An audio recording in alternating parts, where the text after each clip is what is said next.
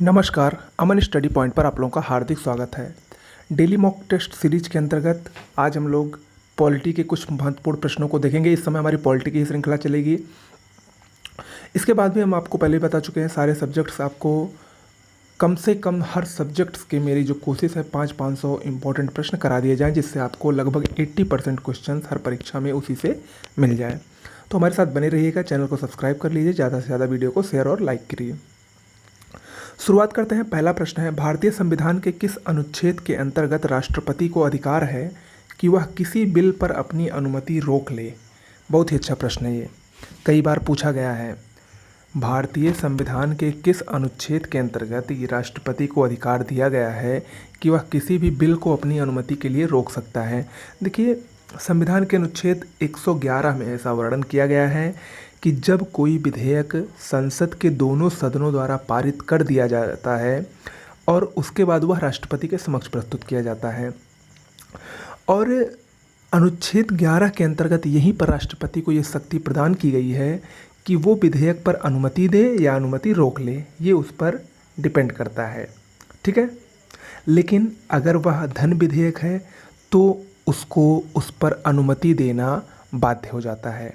ठीक है, अगला प्रश्न है, सरकारिया आयोग गठित हुआ था किसकी समीक्षा करने के लिए?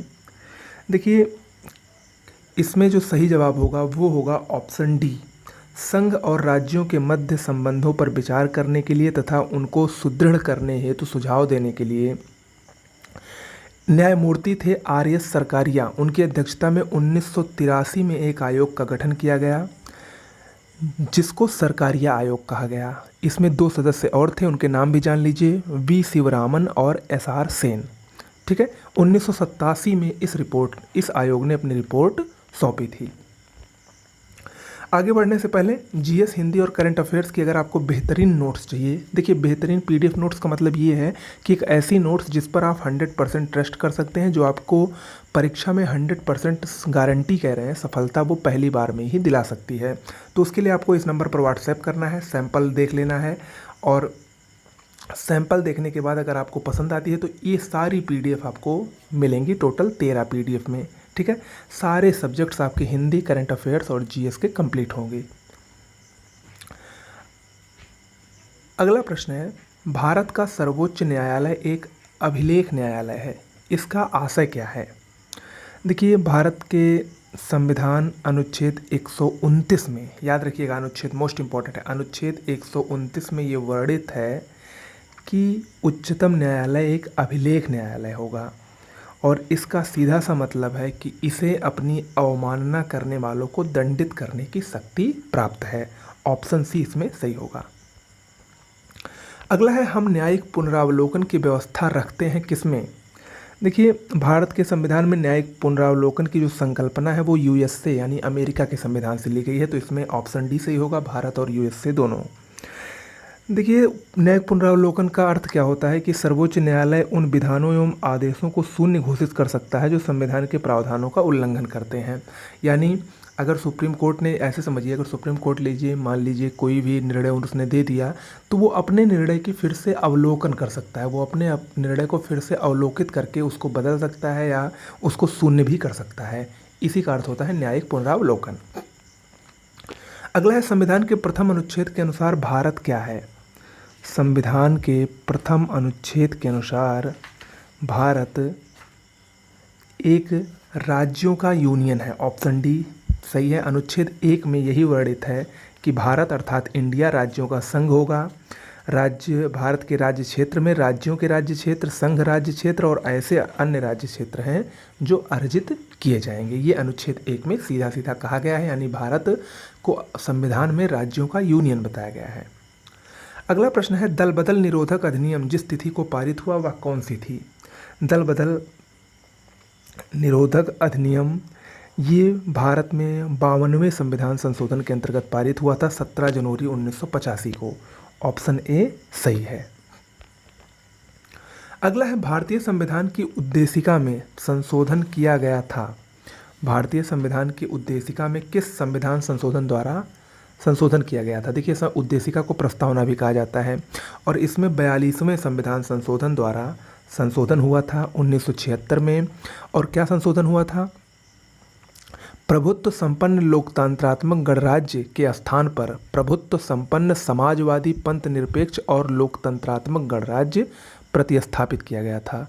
ठीक है, कुल मिलाकर समाजवादी पंथ निरपेक्ष और राष्ट्र की एकता अखंडता, ये सब नए शब्द उसमें जोड़े गए थे भारत की संविधान की प्रस्तावना में 42वें संविधान संशोधन के अनुसार।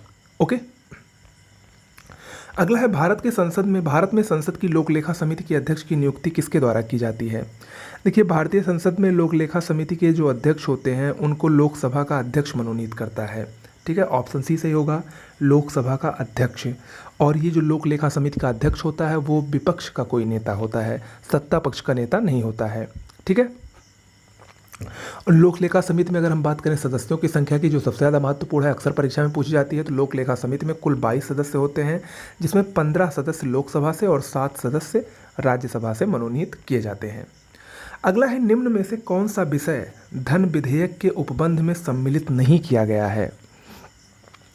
अनुच्छेद 110 में धन विधेयक का प्रावधान है। ठीक है, धन विधेयक में कई सारे विषय सम्मिलित किए गए हैं, जिनमें से जो ऑप्शन डी है, जुर्माने या अर्थदंड से संबंधित उपबंध, वो शामिल नहीं किया गया है। शेष तीनों उपबंध धन विधेयक के उपबंध में शामिल किए गए हैं। ओके, अगला प्रश्न है, सूची 1 और सूची 2 को सुमेलित कीजिए और सूचियों के कूट से सही उत्तर का चयन कीजिए। एक तरफ संविधान के कुछ अनुच्छेद दिए गए हैं और दूसरी तरफ वो किससे संबंधित है उसके विषय दिए गए हैं। आप लोग बताइए कि इसमें से कौन सा सही है, कौन सा नहीं सही है। देखिए, अनुच्छेद 40 ये ग्राम पंचायत का गठन, बिल्कुल सही है। अनुच्छेद 41 काम करने का अधिकार, ये भी सही है। अनुच्छेद 44 में कॉमन सिविल कोड यानी समान नागरिक संहिता दी गई है, बिल्कुल सही है। और अनुच्छेद 48 में कृषि एवं पशुपालन व्यवस्था दी गई है, यानी ए का 1, बी का 2, सी का 3, डी का 4, यानी इसमें ऑप्शन ए सही होगा। ठीक है,